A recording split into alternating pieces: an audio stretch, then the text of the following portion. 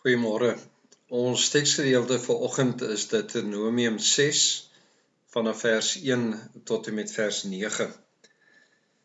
Ons het die voorreg gehad om in die afgelope week 'n nasionale dialooggesprek te hê op Ceres, waar ons as verskillende sektore binne die gemeenskap bietjie kon praat oor geweld en misdaad, oor armoede, maar in besonder ook oor ons jeug. As 'n mens luister na dit wat uitgekom het in die gesprekke, is dit dat daar onder andere baie sterk melding gemaak was dat die hele waardesisteem van ons gemeenskap en ons land is eintlik in 'n krisis. Opmerkings word gemaak deur te sê dat ouers is besig om hulle verantwoordelikheid na te laat, deurdat hulle nie hulle kinders begelei om regtig te leef volgens 'n ware sisteem nie, om nie te leef met dissipline nie. En op hierdie manier word kinders baie keer ontwrig ook in hulle lewe.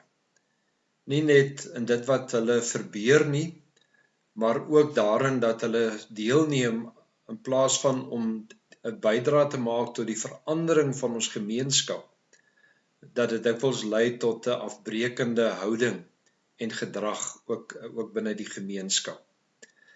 Aan die hand hiervan is dit so dat as mens die woord gaan lees, dat die Here van ons herinner om te sê dat ons as kinders van die Here is God se verteenwoordigers.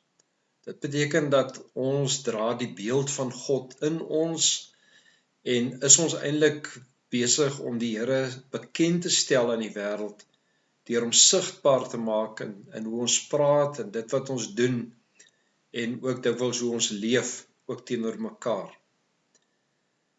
As 'n mens gaan kyk na die Bybel, dan sien 'n mens dat die Here 'n spesifieke ruimte gegee het om juis kinders te begelei en toe te rus vir die lewe.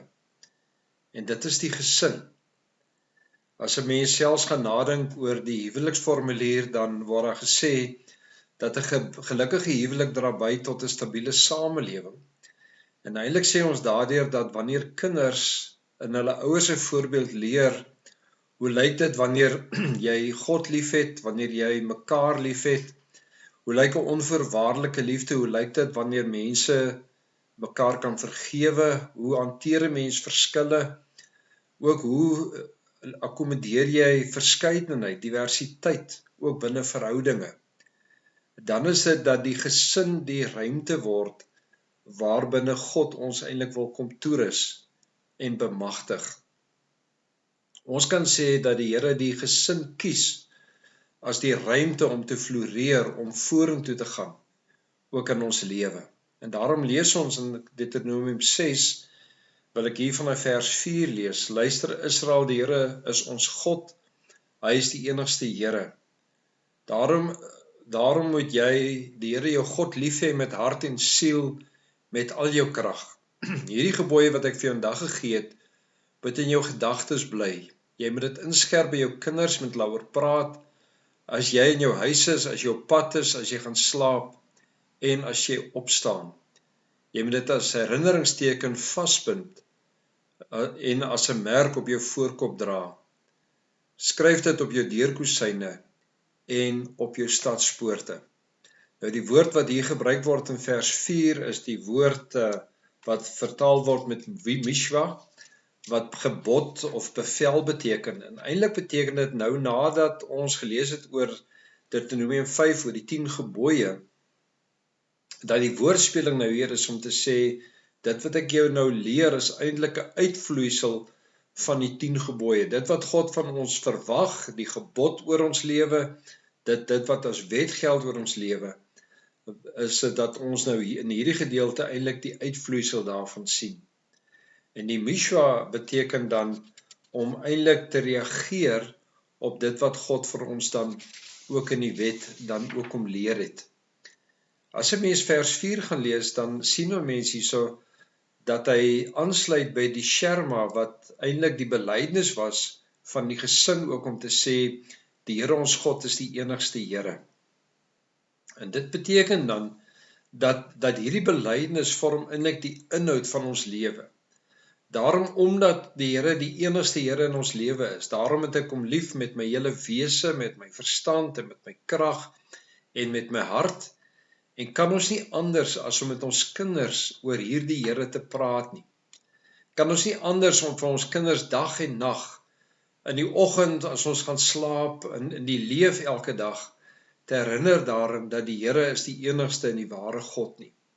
En daarom dat hy vir ons kom sê, daarom moet jy dit as merk op jou voorkop dra. Dit beteken jou gedagtes moet gevul wees met die belofte en die wete dat die Here die enigste Here is. Wanneer ek dit dra as 'n teken op my voorarm, dan beteken dit my dade, my doen, my handel moet ook getuig van my liefde vir die Here. Dit wat ek sien, dit wat ek praat, ook by my huis en as teken op my deurkosyne, beteken dit wat binne daardie huis gebeur, moet wees tot eer van die Here. Ek wil vanoggend vir jou vra of jy hierdie belydenis regtig kan bely dat die Here die enigste Here is. En dan wil ek jou uitdaag om te sê, as dit dan die belydenis is, wil jy nie hierdie verantwoordelikheid begin opneem deur met jou kinders te praat oor die Here, en nie net te praat nie, maar om bloot te stel aan die werk van die Here, om betrokke te raak by 'n geloofsgemeenskap, om deel te wees van 'n erediens, nie om 'n preek te hoor nie, maar om die ervaring te beleef van 'n gemeenskap van gelowiges wat vir mekaar omgee en mekaar dien en mekaar help. Want jy sien, wanneer ons wegbly en wanneer ek verleer om met my kind oor die Here te praat, dan is jy eintlik besig om 'n streep deur hierdie belydenis te trek dat die Here ook die enigste God is oor jou lewe. As jy daaroor ernstig is, beteken dit neem hierdie verantwoordelikheid op en leer en onderrig jou kinders binne die wil van die Here. Help hulle om weer 'n ware sisteem te ontdek wat vir hulle vrymaak en wat vir hulle 'n goeie lewe waarborg, sodat hulle kan bly leef in die teenwoordigheid van God. En dis wanneer ons as geloofsgemeenskap op hierdie manier die Here dien, dat ons regtig 'n verskil kan maak en hoop bring, ook in die wêreld waarin ons leef. Kom ons bid saam. Here, wil U vir ons help om hierdie belydenis dat U die enigste Here is, om dit te leef, nie net in ons eie lewe nie, maar in die besonder ook teenoor ons kinders. Amen.